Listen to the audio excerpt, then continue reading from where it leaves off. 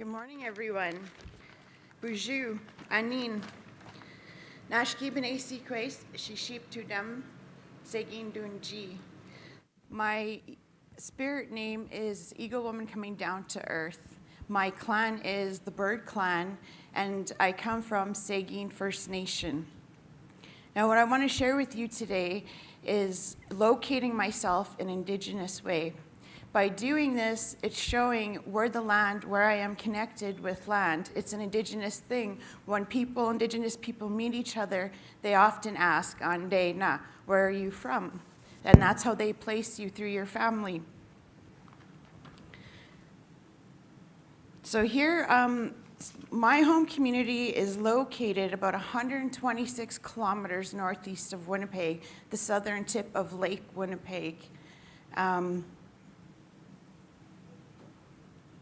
According to Anishinaabemowin, our customs, Depwewin, and our experiential narrative oral history passed down through the many generations, our Akini Matawin, our ancient teachings gifted to Anishinaabek, human beings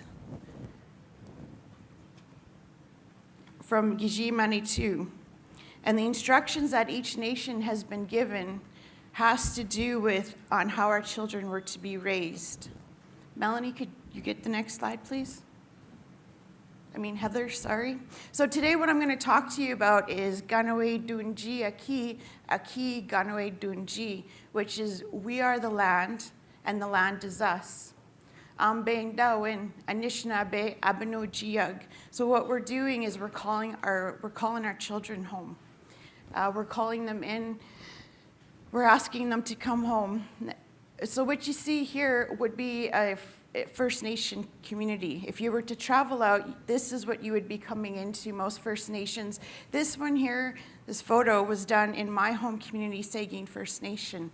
And what we were doing here was a fall harvest, because to us, knowledge is alive. Knowledge is experiential, and the only way to gain this knowledge is through those interactions with community and with land, Aki. We call land Aki. So here, what you see is the fall harvest. Next slide, please, Heather. Abenuji ene damano dash ishchi gewin. What this is, it's the Anishinaabe ways of knowing and being.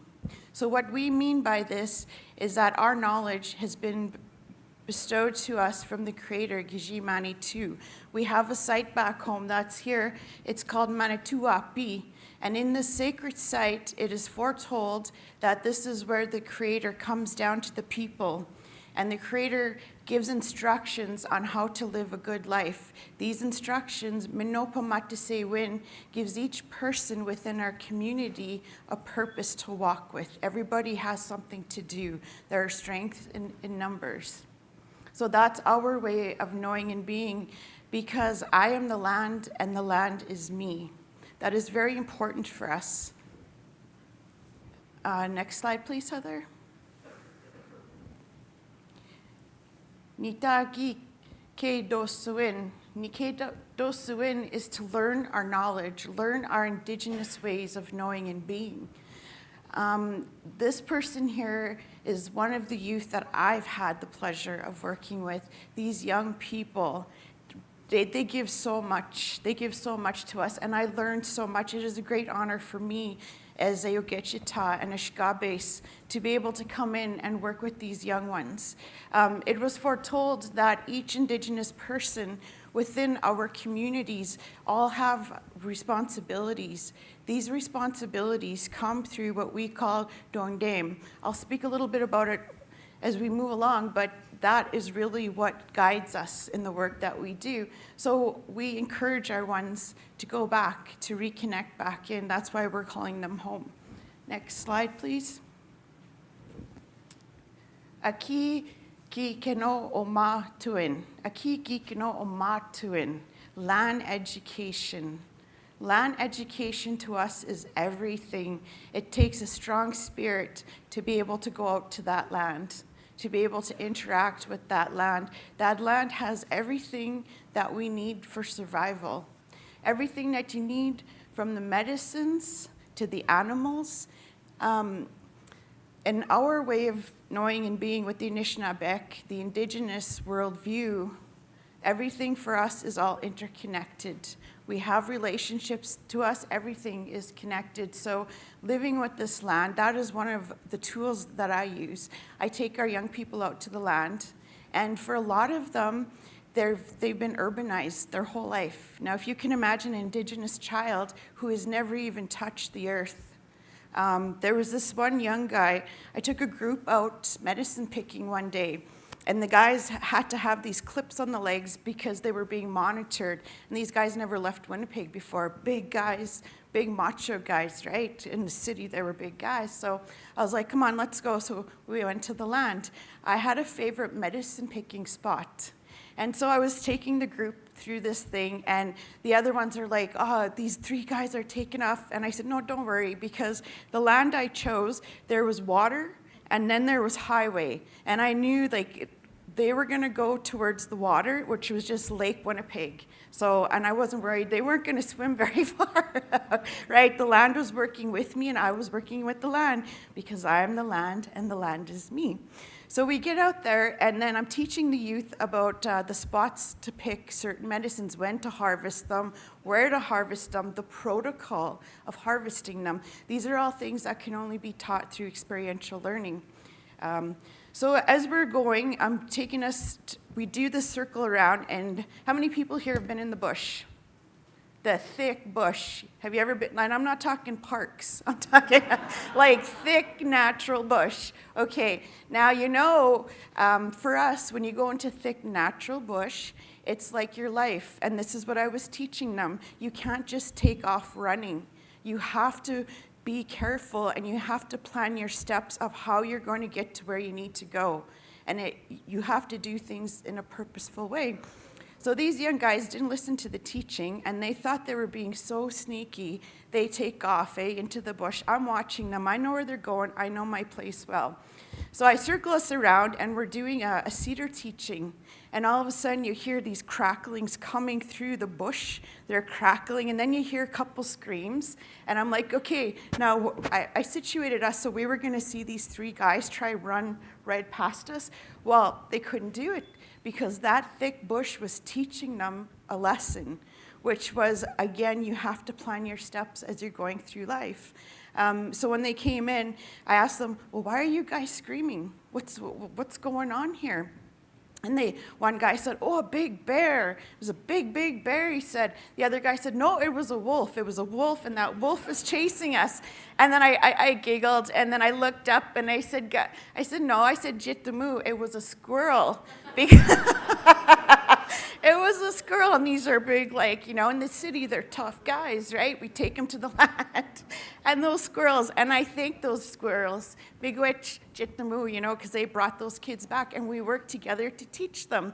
So those guys admitted that they ate humble pie, right? They're like, we ate, so. But what I really want to get into, and what I really want to share with you today, is when a child is removed from our authentic community, the land, and from our ancient teachings, knowledge is not passed on.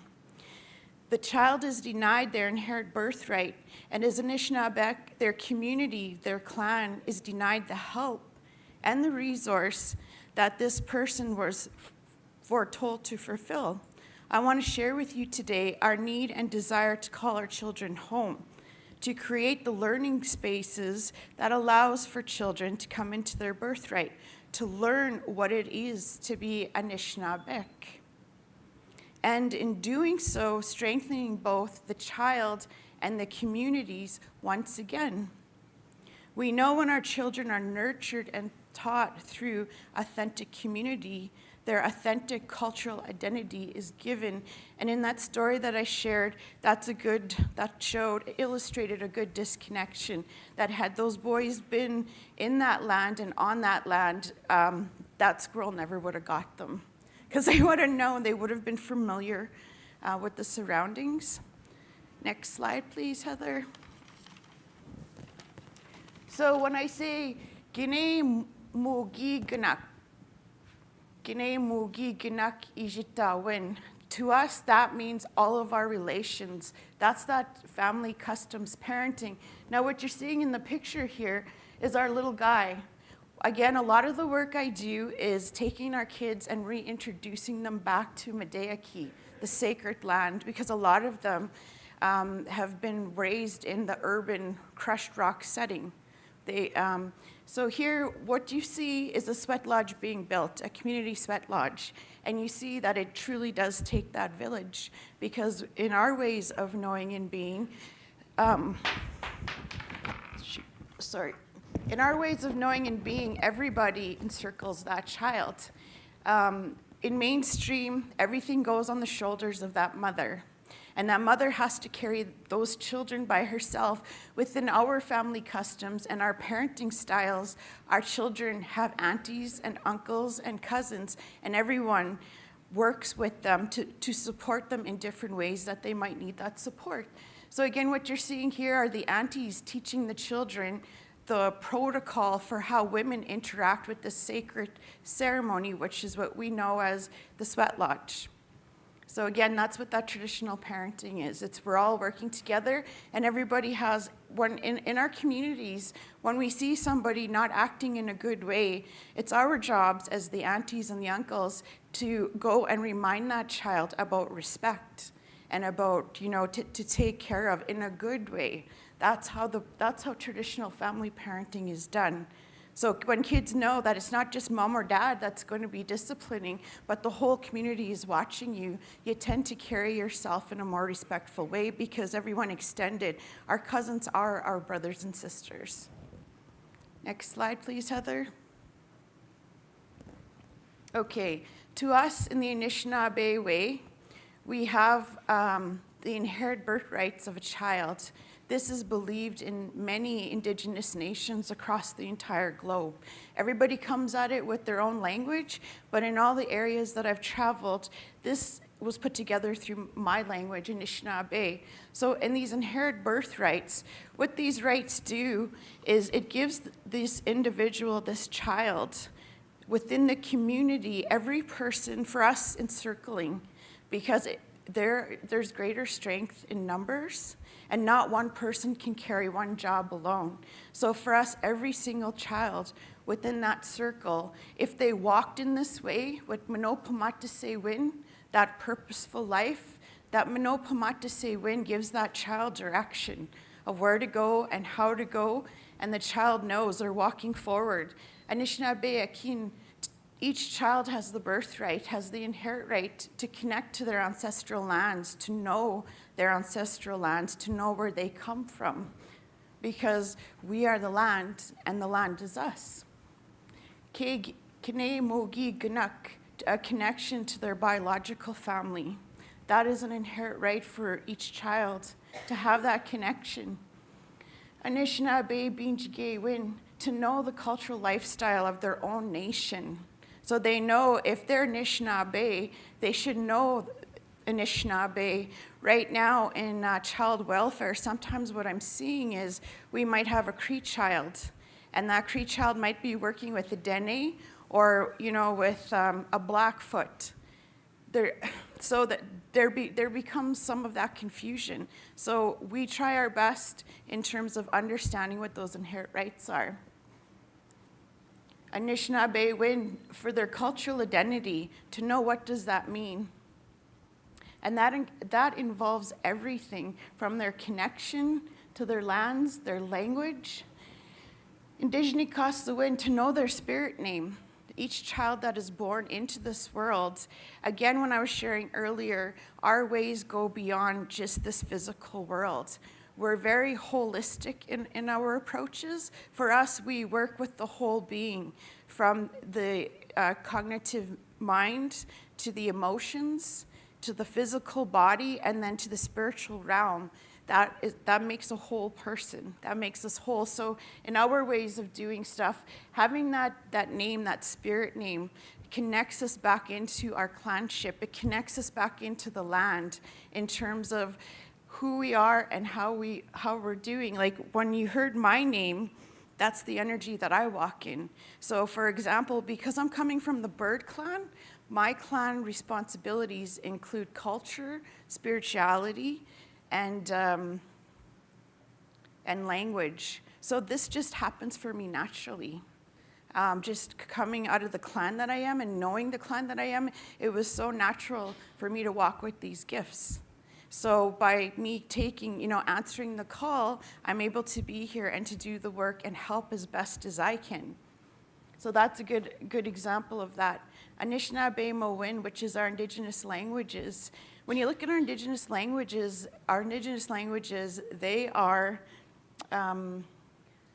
they're verbal action, lots of action going on.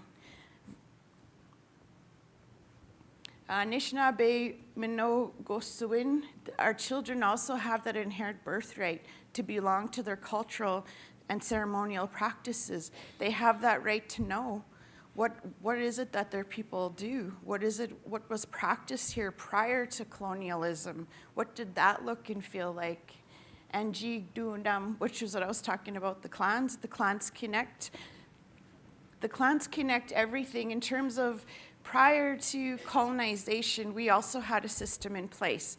Our clan system that what it did was it helped us govern ourselves in structures so people knew what their function was within communities. We knew that if you were, again, in the bird clan, your focus was going to be cultural, spiritual, language teachings, and that would be the area that you would sit. I won't get into the cultural teachings because then we will be here for a whole day, and it looks like can you do the last slide, please? Next slide. Okay, nope. Okay, anyways. Nina Owe, we are all related. I wanted to show this at McDonald Youth Services, how I've done it to teach and pass on the knowledge is I've actually taken them out to the land. Not only do the kids come, but our workers are working alongside with us.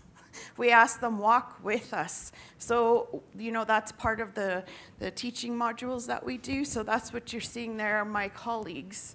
Next slide, please.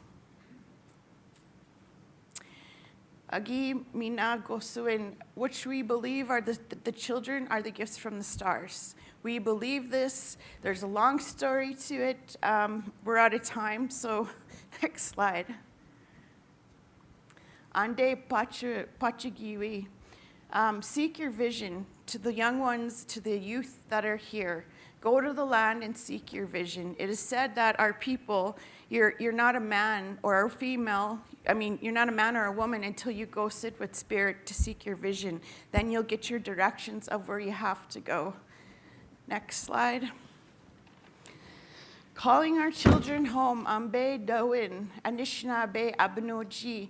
This here is one of my little guys that I've been working with. He's been working alongside doing the work, and this is him at school. So he is calling to action his peers around him. He knows who he is. He has his name. He's been connected, and now the pride that he takes in sharing, in the spirit of truth and reconciliation. So I'm just going to share this one last part. When our children are nurtured and taught through community, our authentic cultural identity is given life. In the spirit of truth and reconciliation, we call upon all Canadian people to walk alongside of us as we bring our children home, recognize and respect the self-determination of the grassroots people, especially at the First Nations community level.